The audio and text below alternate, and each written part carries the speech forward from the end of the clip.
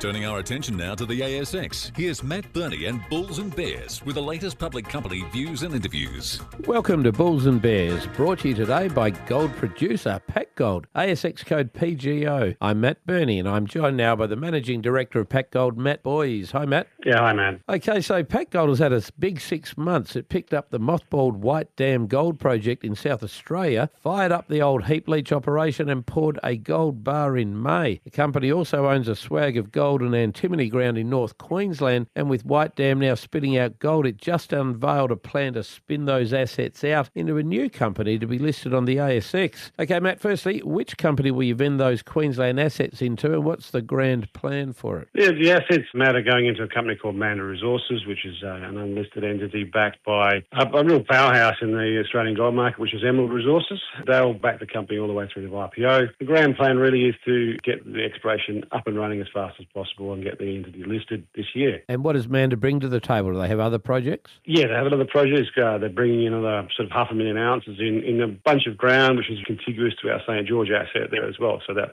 puts about 1,700 square kilometres of ground together in the total package. And how many ounces in ground at the moment, but in the whole package? About 1.3 collectively. Okay, and how are you going to get paid for it? Well, we get about $16 million worth of value out of the Atlas River asset. We end up with about 30% of the final listed entity in Mandar when it actually IPOs at the end of the year.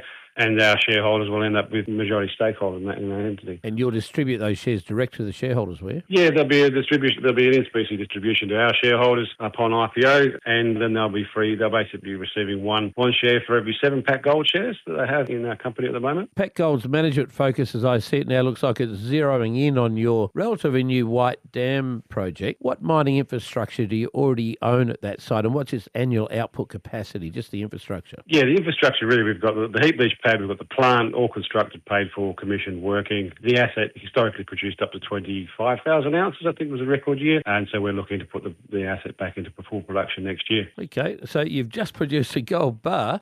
What's the procedure at the moment? What's the processing route that you're using? Yeah, we're using a heap leach pad, and then we've got CIC tanks and bolt on the back of those, so we produce our own doré here on site, send that off to the Perth mint, and we get paid, and now we're just ramping up the recrush at the top of the pad, and then hopefully go into production for full-scale production next year. All right, quick question. When can we see another gold bar out of this thing?